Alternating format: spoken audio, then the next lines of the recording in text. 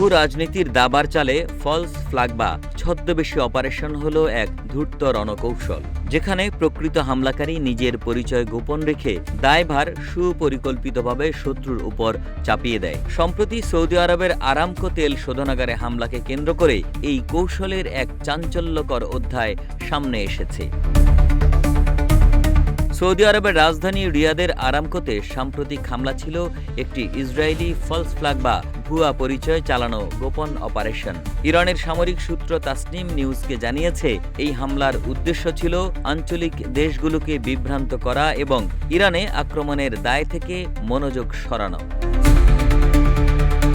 Iran স্পষ্টভাবে ঘোষণা করেছে তারা এই অঞ্চলে সব আমেরিকান ও ইসরায়েলি সম্পদ এবং স্থাপনাগুলোকে লক্ষ্যবস্তু করবে এবং ভবিষ্যৎ হোক নিরাপদ, বিনিয়োগ হোক বিশ্বস্ত, আর আমার পছন্দ সল্ট বে।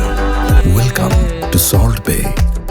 ইতোমধ্যে অনেক জায়গায় হামলা চালিয়েছে, তবে আরামকো স্থাপনাগুলো এখন পর্যন্ত ইরানি হামলার লক্ষ্যবস্তু হয়নি।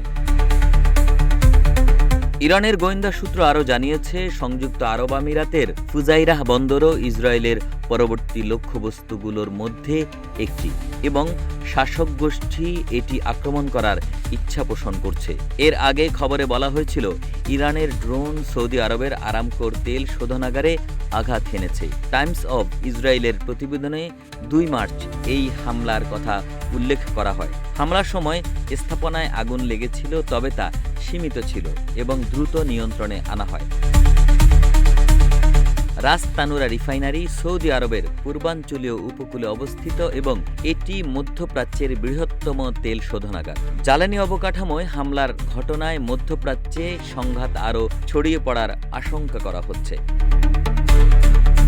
ফলস ফ্ল্যাগ প্রাচীন নৌযুদ্ধ থেকে এর ব্যবহার শুরু হয়, যেখানে শত্রুকে ধোঁকা দিতে নিজের জাহাজে অন্য দেশের পতাকা ব্যবহার করা হতো। আধুনিক ভূ রাজনীতিতে রাজনৈতিক অস্থিরতা তৈরি, যুদ্ধের অজুহাত সৃষ্টি কিংবা জনমতকে নিজের পক্ষে টানতে এই গোপন অপারেশনগুলো চালানো হয়। এতে প্রকৃত অপরাধী আড়ালে থেকে যায় এবং বিশ্ববাসীর সামনে অন্য কাউকে দোষী হিসেবে উপস্থাপন করা হয়। নিউজ ডেস্ক, রূপালী বাংলাদেশ।